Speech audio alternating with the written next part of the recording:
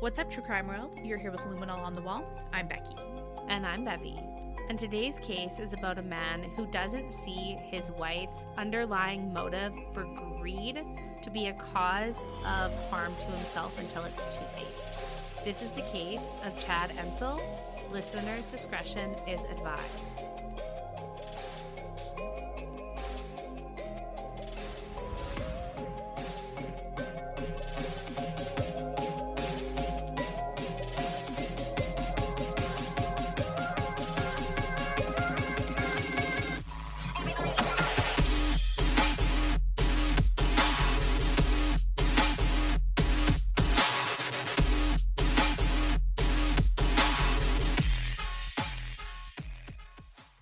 Well, hey there, all our Lotwell listeners.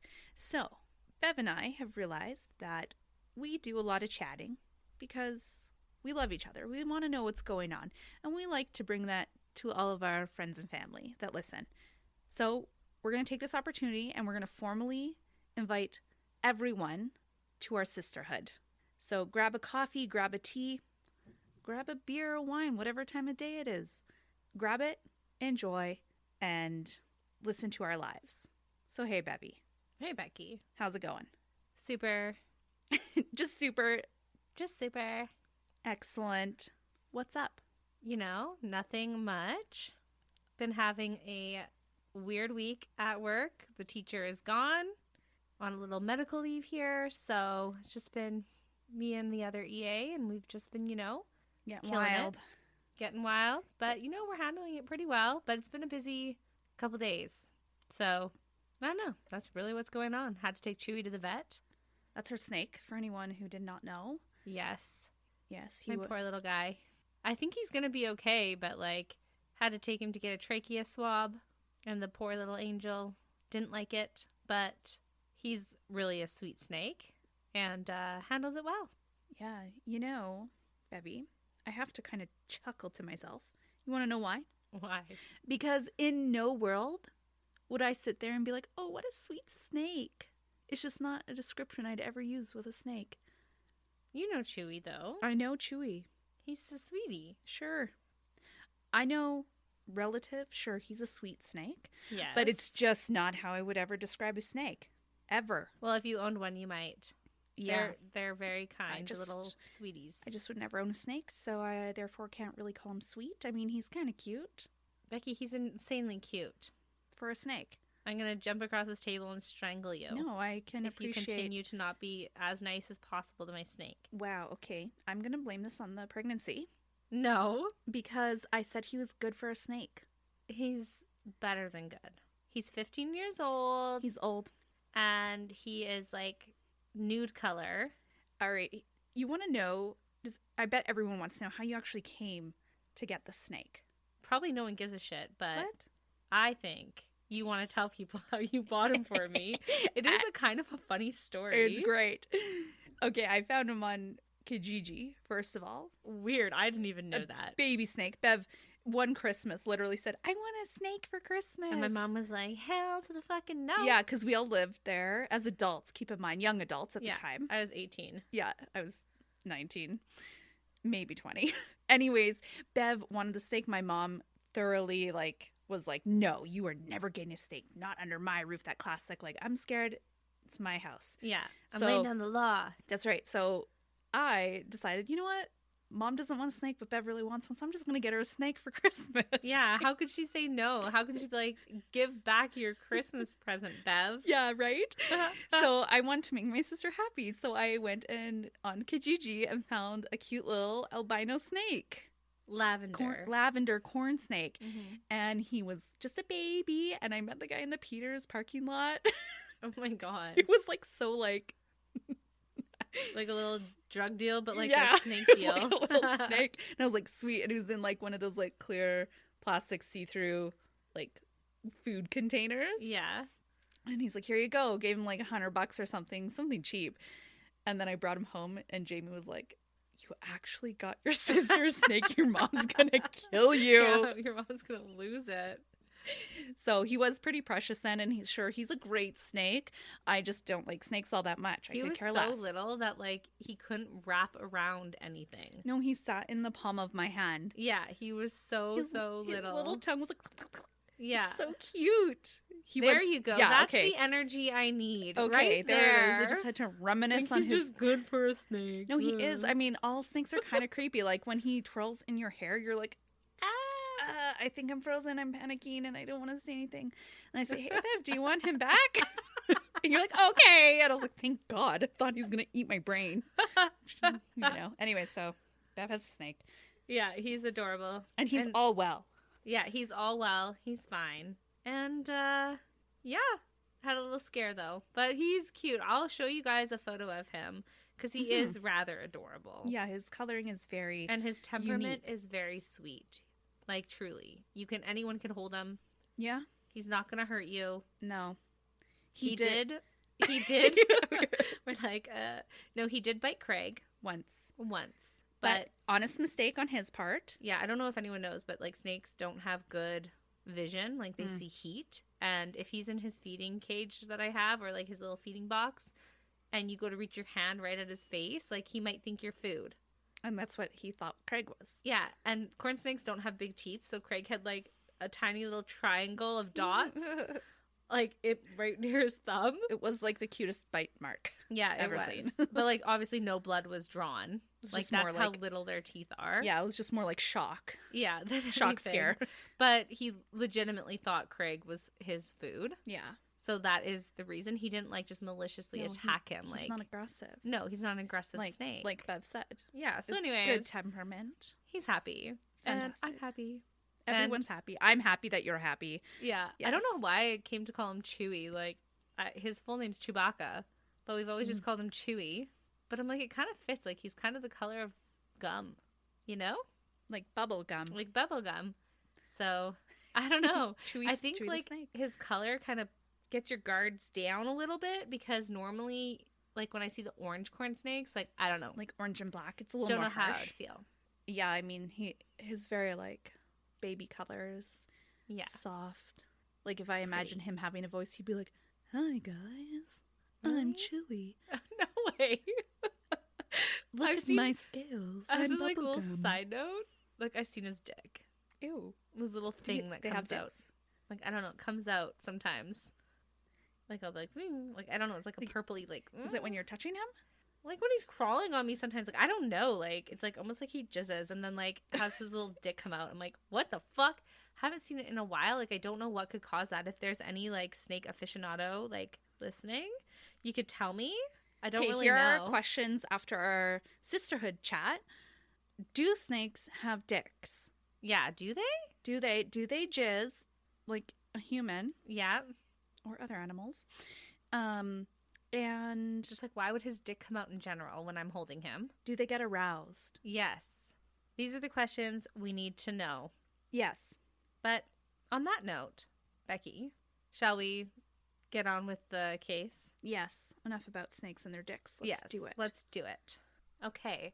So on January 2nd, 2020, in Bismarck, North Dakota, firefighters arrived at 4900 43rd Avenue Northeast at approximately 5:20 p.m.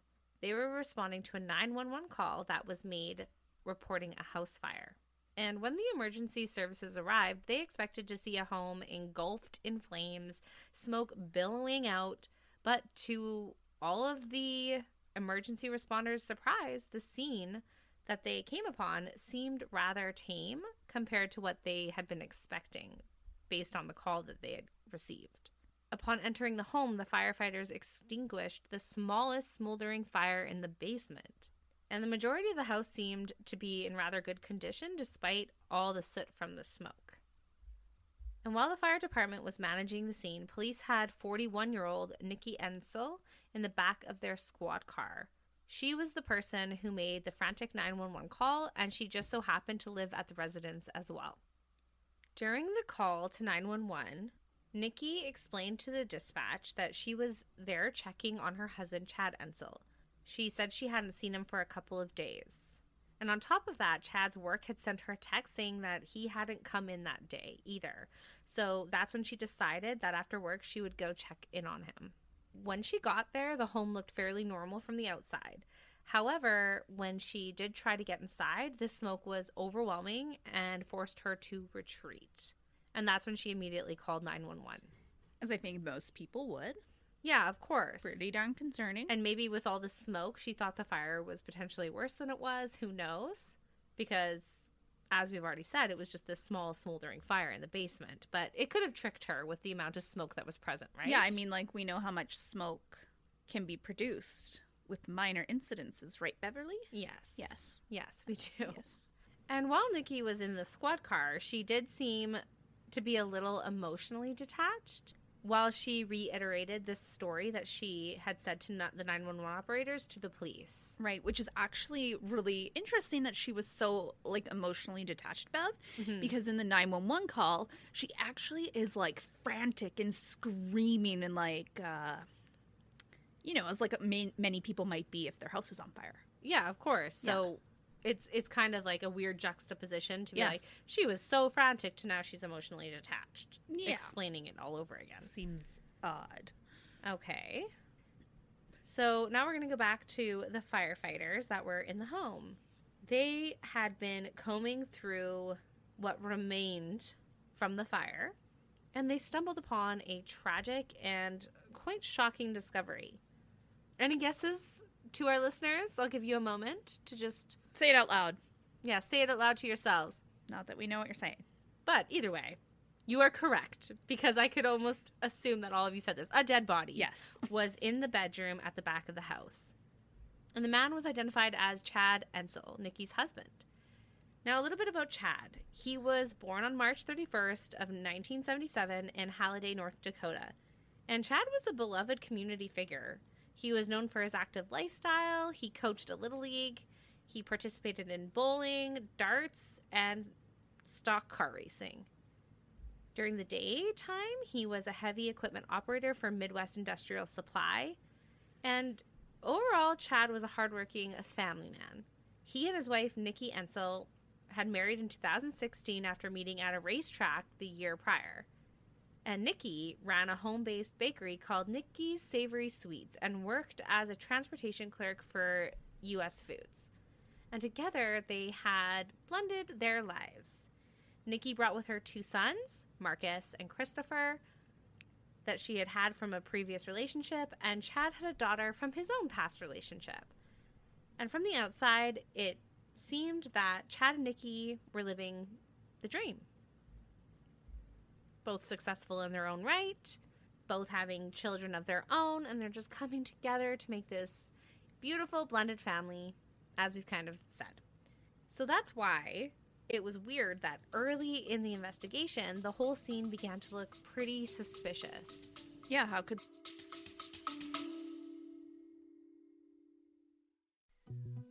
Hello, my name is Kristen Riguidel, and I'm a licensed insurance broker across Canada and in the United States. But I want to ask you a question. Is life super predictable?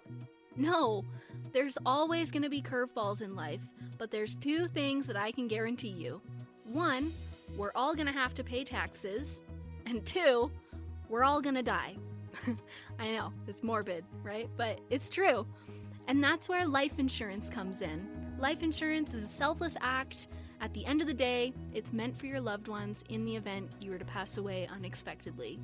And not that money can ever replace us, but I always liked the idea of leaving some money behind for my brothers, whether that be for their college education, or a down payment on a house, or even just time off of work to grieve. Because the last thing I would want for my family is to have to go to work and pay the bills while they're grieving. And so life insurance gives you the peace of mind that no matter when you pass away, your loved ones are taken care of. With flexible plans, affordable premiums, and coverage that fits your unique needs, I do the shopping around for you so that you can get the protection without the hassle. Because taking care of your future doesn't have to be complicated. If you'd like to discuss options, you can send me an email at kriguidel15lrxc at wfgmail.ca or give me a phone call at 403-785-7670 to learn more and get a free quote today so you can live tomorrow with peace of mind.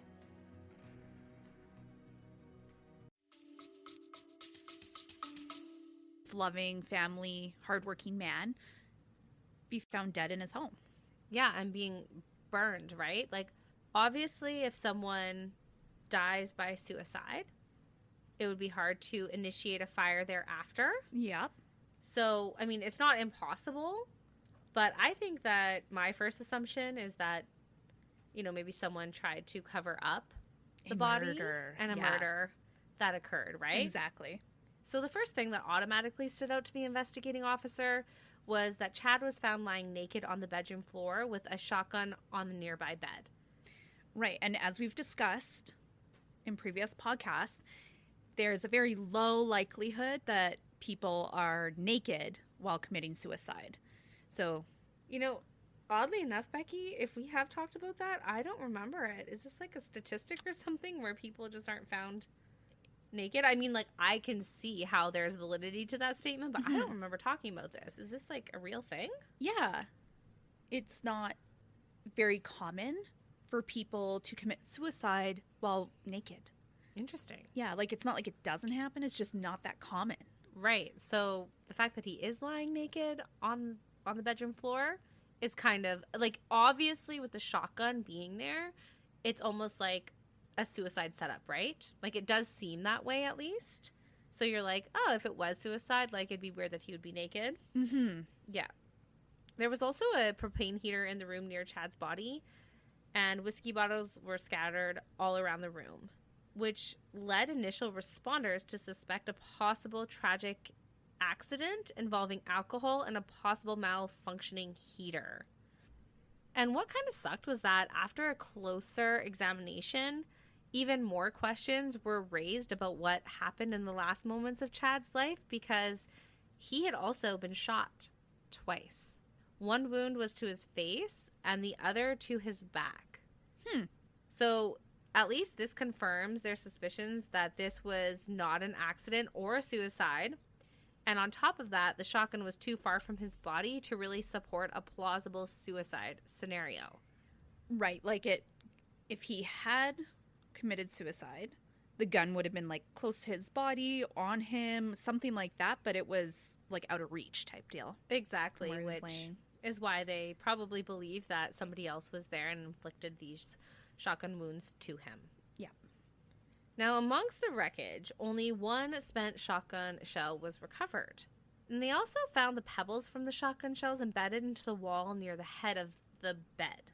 What further complicated matters was that they could determine the fires had been deliberately set with an accelerant, suggesting an attempt to obscure the true cause of the tragedy, just as we had kind of assumed in the first place, right? But now they have a little bit more evidence to support that theory. So it looked as though the fire had been started at the head of the bed, and that it navigated upwards in like a V-like pattern, damaging the wallpaper and the popcorn ceiling. And the reason that there wasn't more damage was because the fire was ultimately choked out because whoever set the fire closed the door behind them. And this stopped the oxygen from fueling the fire, so the fire went out before doing too much damage. Which, I don't know, that was probably a mistake on whoever started this fire. That was probably not what they intended. I mean, they clearly do not or did not understand the full science of fire like we do, Bev. Oh, yeah, like, that was all duh, us, it needs oxygen obviously. to keep going. But, yeah, idiots. No, just kidding. So, not kidding. That is kind of a pretty big mistake, right? Like, you want your evidence to be burned, and you do the one thing that just quenches the fire. Like, I started it and I put it out somehow. Stupid. Yeah.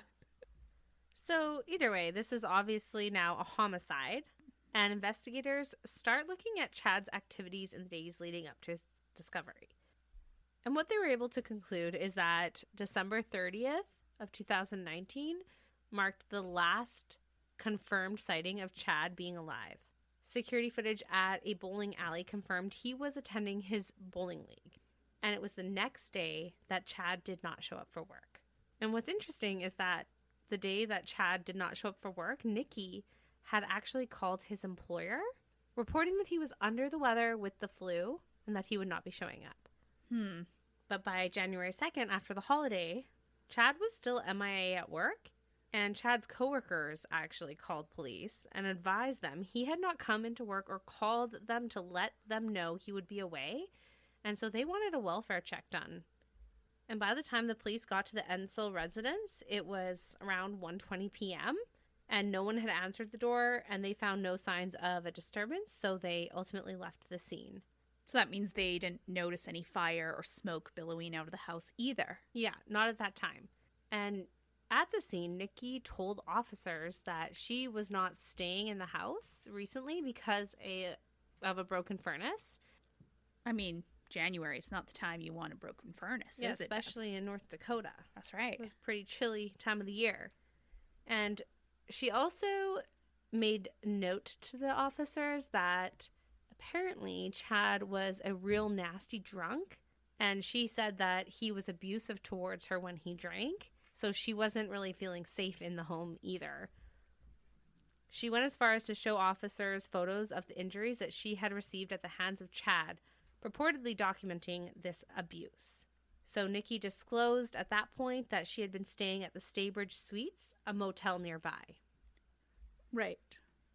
And Wait, sorry to interrupt, Bev. yes. But, like, if you're sitting there and you're hearing all this, as a police officer, I'd be like, okay, so your furnace broke, you're staying in a motel. Right. But just you. Never mind your husband. Yeah, he's still fine being at home. He's there to face it out. It's my home. I'm not leaving. Yes. But you're going to go stay in a motel. Okay, fair. Not really. But then you just throw in, like, oh, he's abusive and I'm scared of him. So it's like my furnace broke. He's probably drinking and now I'm scared. It's all possible, right? But it kind of seems like it's weird that she's just throwing it all in there to see what, like, catches almost. Yeah. Or, like, what makes the most sense. Yeah. Would you find that kind of weird? I feel like it's calculated. Yeah. Like, at the very Calculated. least, right? Like, that's what it feels like, for sure. Sure does. It does also feel like she needed a reason to be away from the home. And maybe that's why she was at a motel, or, like, she has a, like I said, calculated reason to be out of the home at the exact time that her husband dies. And the house is set on fire. So, it definitely seems fishy. Totally. Like, why were you not at the home? Why was your husband missing for days before you even realized? You know what I mean? So yeah, it's odd to me. It's very weird. And it was weird to officers because as they start digging, they realize they have a lot more questions for Nikki that need to be answered. So they bring her down to the station. And one of the burning questions they had was, who was Earl Howard? And they wanted to know who Earl was because they learned that the room at the motel that Nikki was staying in was registered under his name. Who is Earl Howard? Well, Becky, he was a man from Bellwood, Ontario, Canada.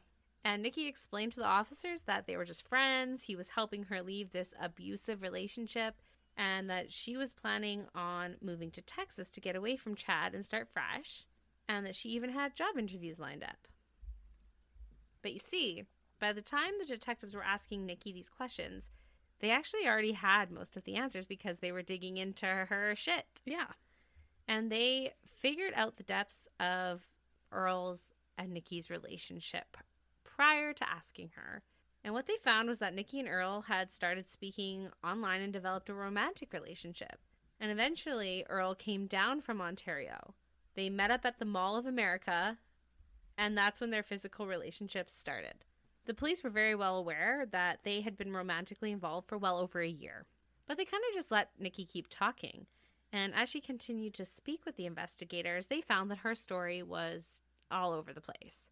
On top of not being completely honest about how she knew Earl, a lot of other things in Nikki's stories kind of contradicted themselves. For example, she had initially told investigators that she had gone to the home because Chad's work called and said he hadn't shown up. But she had also claimed that Chad was suicidal and she went to go check on him. So right there, those are two contradictory statements from her. So there's just a lot of things that weren't adding up as she began to basically ramble. Mm-hmm. And eventually officers confronted Nikki with a video surveillance of the Entzel home from the evening of December 30th. It showed while Chad was bowling, Nikki and Earl went to the house and moved a large amount of belongings and took them back to the hotel that they were staying at. It also showed that Chad arrived home shortly after this all took place. Additionally, later, at about 1 a.m. on that same night, there was CCTV footage of Nikki and Earl arriving at the Entzel home.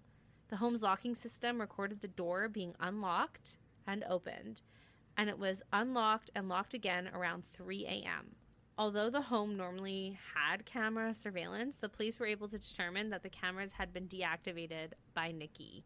So the investigators were actually pretty lucky that the locking system still kept a record of the activity that was going on. Yeah, coming in and out of the house. Yeah. And when confronted about this, Nikki explained that she had returned to the house because she had forgotten medication and other small personal items that she needed. But police found it odd that these were the items that were apparently so important to go back and get at 1 a.m. And why hadn't she cared to go get them the few days prior when she had initially checked into the motel? Right? Like, why was this time the time you needed to go get them? Yeah, like you had a couple days before, like why the urgency now? Exactly. At 1 a.m. Exactly. Yeah, it's odd, right? Yep. And after all of this evidence is, shown to Nikki, she eventually caves under the pressure, and she suggests that Earl killed Chad in self-defense during a drunken altercation when they went back to get medication. So now all of a sudden there's this altercation that she just failed to mention prior, right? Yeah. And how odd is it all of a sudden, like, just, hey, goodbye, Earl. Throw you under the bus here. Yeah, like, he killed him. I was just getting my medication. Yeah. Oh, my God. But, like, how sketchy do you have to look that now all of a sudden you're bringing this statement into the mess when, like, all along, like, Chad was fine. Yeah, he just had the flu. Yeah. Like, nothing at this point happened. Now, all of a sudden, like, you're bringing homicide into the mix. Yeah. And completely cutting yourself out of the equation. And, like, keep in mind, the following morning is when Nikki called Chad's employer to be like, oh, he has the flu. So she already knows he's dead. Yeah. What a conniving lady. Yeah, oh seriously. My God. Like, that's so messed up. But, like, I still can't get over how quickly she just threw Earl under the bus. Like, oh, shit, there's she was video. Like, oh, there's video of this? Oh, he killed God. him. I'm busted. I had nothing to do with it. Nothing. No. It's just kind of crazy to me. It's God. like, poor Earl. Poor Earl. I mean, not too bad, poor Earl, because I'm guessing he had something to do with this murder in the first place. Like, him and Nikki, I'm guessing. But, You think your lover's gonna have your back a bit more than she did. Yeah, like, immediately caved. Oh, you got proof? Yeah, he did it. It was him. So, after she says this, she then agrees to provide a written statement implicating herself and blaming Earl. And as she sat in the interrogation room, she clearly regretted giving that statement because she jumped up, grabbed the paper, and ripped off an edge before detectives wrestled it away from her. Despite her protest, most of the confession was salvaged, and investigators documented the incident on video. Yeah, it's like, one, we watched you write the confession. We watched you try and tear it up and ruin it. And we still got you, girl. most of it. Just a little bit of a messy scenario here. Yeah. Now, what's even worse for Nikki is that text messages between her and Earl later revealed that they had both planned this murder. There were chilling discussions about both the homicide and arson, as well as explicit plotting to cash in on Chad's recently updated insurance policies. Here were some of the text messages. It's all set, one message from Earl read, referencing the $600,000 life insurance policy and the $26,000 home insurance policy that now listed Nikki as the sole beneficiary. So that explains the fire, or the attempted fire. And Nikki responded with, once it's done, our future is clear. Their digital conversations were a blend of some type of like logistical planning and disturbing confidence, which left no doubt about the premeditated intent of it all. Exactly. God. Why talk over text? Like, why it in talk writing? over anything? Why put it in writing? Like, this is 2020, Bev. This is not like, the early 2000s when people are like, I can just delete it and no one will know. It's like, it's all there. Well, that's the disturbing confidence of it all, isn't it? It's like, They just thought for sure this was a done deal. We like, figured it out. yeah, we're going to get away with this. Yeah. And we're going to live a beautiful life together. We're going to put those whiskey bottles and heater by him so it looks like a real true accident or suicide. Yeah. Not sure. We're going to try for both, though. Yeah. Like, We figured this out. yeah, very smart people they are. Yeah. Yes. It's like, honestly, kind of like, I'm happy that they're so dumb. As we always say, like, Yeah. when criminals are stupid AF, we're like, Thank heck God. yes, because some people, I mean, all people deserve justice when they're killed. Yeah. Let's get real. Yeah. But also, like, how dumb can you be? So, investigators also learned on December 26th of 2019 that Chad's life insurance policy was finalized, which was a key moment that came after some unusual changes, because originally Nikki had been listed as a partial beneficiary, but in the weeks leading up to his death, Chad amended the policy to name Nikki as the sole recipient of the $600,000 payout. And what's interesting about that is that friends and coworkers of Earl later remarked on how out of character this decision seemed, especially given that Chad had expressed frustration in his marriage to those that were really close to him. So if I think back to the text message that Earl had initially sent, which was like, it's all set, it does make me think that something fraudulent happened. For sure. So whether Nikki and Earl fraudulently changed his policy or coerced him, or maybe he acted out of misplaced trust, remains quite uncertain. But the timing suggested deliberate planning on Nikki and Earl's part. For sure. It was only 4 days before he died. Right. Which is like, coincidence? I think not. Exactly. So only 2 days after Chad's body had been found, Nikki contacted the insurance company to claim money. In all her sorrows of her husband's death. Yeah. 2 Waited days. 2 whole days. Detectives also learned that the photos that Nikki had that proved Chad was abusive to her had actually been falsified. Shame on her for that. Yeah, trying to discredit his image after his death, right? After you took his life. Shame on you. So overall, what detectives were able to piece together was that on the morning of January 2nd, Nikki and Earl noticed that their initial attempt to stage an accidental fire had not succeeded because Right. they closed the door. Yes. So they returned to the house and they started a small fire in the basement and repositioned the propane heater in Chad's room to ultimately make it look like, as you said, the heater broke and caused this grave fire. Yes. But ultimately that their actions failed to destroy all the critical evidence and left it all for police to piece together, so we have a good idea of the sequence of events and how Chad sadly passed away. Yes. Chad's autopsy confirmed that he did die from gunshot wounds, not from fire or smoke inhalation, further proving that Nikki and Earl were the ones responsible for the attempted fire. Yes. Additionally, investigators found traces of accelerant used in the fire, and cigarette butts matching those in Earl's trucks were located at the scene. So they put like accelerant on and then flicked a cigarette butt to be like, fire ignite. Yeah. And then shut the door. And then smoke the same cigarettes in his car. And then just like have it not work at all completely. Wow. Financial records also uncovered significant transactions pointing to Nikki and Earl's attempts to cover their tracks. So overall, not the best criminals.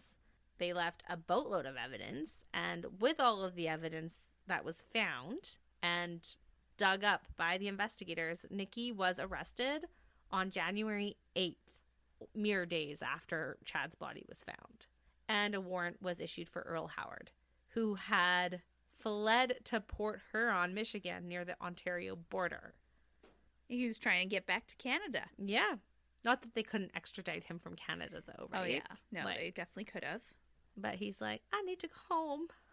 I made a bad decision. Mom, Dad, help me. Let help me get to the border. Anyways, he was apprehended the following day on January 9th. And Earl's cooperation with law enforcement included admitting to his role in the conspiracy, but had said that he did not directly shoot Chad. And this ultimately resulted in him accepting a plea deal. He was convicted of conspiracy to commit murder, conspiracy to commit arson, and conspiracy to tamper with evidence, and received a 25-year prison sentence and 5 years of probation. Nikki, however, chose to take her chances and stand trial in 2022. Over 40 witnesses testified for the prosecution, painting a damning picture of not only her greed, but her betrayal. Mm-hmm. No defense witnesses, not even Earl, were called. Well, because that would just implicate her further, probably. Yeah. And after just 2 hours of deliberation, Nikki Sue Entzel was convicted of conspiracy to commit murder, arson, and evidence tampering. She was sentenced to a minimum of 36 years in prison before she could even be considered for parole. Now, I bet you guys are all wondering why neither Nikki or Earl were actually charged with murder. Right. Yes, that is the burning question, isn't it? Yeah, because they were just charged with like conspiracy, right, to commit murder. Mm-hmm. And it was ultimately because there was insufficient evidence to identify who pulled the trigger. Right, because they each blamed each other. Yeah. And although that was never kind of figured out, their roles in Chad's death were very clear. That they were responsible. Yeah. Nikki's fabricated claims of abuse, her callous behavior, and her financial motives left no doubt in any of the jury's mind that she was, in fact, responsible for what happened to Chad. Now, the tragedy of Chad Entzel's murder really just highlights the devastating consequences of betrayal and greed. Such huge, like greed specifically, is such a huge motive for murders across the globe. And it was so cool that these dumbass criminals left so much evidence that investigators could meticulously piece together to ensure justice for Chad, whose life was ultimately filled with kindness and dedication to his community, as we've said. And this case really serves as a reminder to all of us to be careful of the trust that we place in those we love, and a really big reminder of how easily trust can be shattered, right? So for sure. Keep your eyes open and your heart's closed off. No, I'm just kidding. But truly, if you see red flags of how someone's treating you or behaving, like, watch your back. Yeah. Take precautions. Yeah. Let people know. Pay attention to your life insurance policies, too. That's true. Like, never hurts to check in, like, who are my beneficiaries? Yeah, has it changed recently? Yeah. Oh, my children were taken off of there? What? My wife or my husband is the sole beneficiary when it wasn't the case prior? Ooh. Maybe go to the cops or move. Yeah. Get away from your spouse because, if that is the case, they're probably fixing to kill you. Yeah, go into hiding. Yeah. And also for criminals, if you're going to light a house on fire, don't choke it out yourself. Yeah. Be smarter. Fire needs oxygen. Yeah, that is a lesson we learned today. Yeah. It's also a valuable lesson for camping. There you go. Not just on a brighter note. Yes. Camping and fires to stay warm and alive. Yeah. Give it your fire oxygen flow. Yeah. Not that we want to be giving advice to criminals, but we can't help it if you're dumb. Yeah, we can't help it. Yeah. We have to make fun of you. All right, Bev. Thanks for sharing that case with me. Thanks for listening, Becky.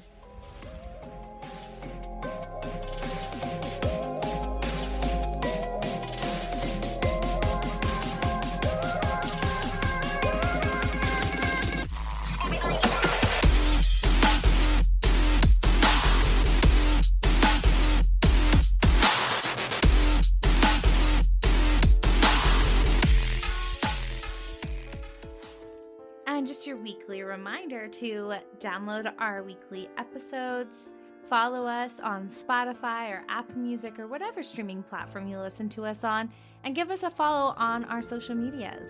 You can find us at Luminol on the Wall. Can't wait till next week.